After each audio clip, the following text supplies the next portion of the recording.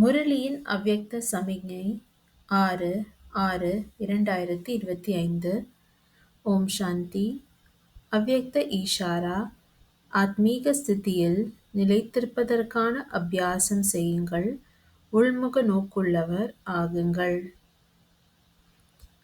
சதா எல்லையற்ற ஆன்மீக திருஷ்டி சகோதர சகோதரர் என்ற சம்பந்தத்தின் விருத்தியின் மூலம் எப்படிப்பட்ட ஆத்மாவின் மீதும் சுப பாவனை வைப்பதன் பலன் அவசியம் கிடைக்கும். ஆகையால் முயற்சியின் களைப்படையாதீர்கள், மனம் உடைந்து விடாதீர்கள். நிச்சய புத்தி உடையவர்களாகி எனது என்ற சம்பந்தத்திலிருந்து விடுபட்டு அமைதி மற்றும் சக்தியின் உதவி ஆத்மாக்களுக்கு கொடுத்து கொண்டே இருங்கள். ஓம் சாந்தி.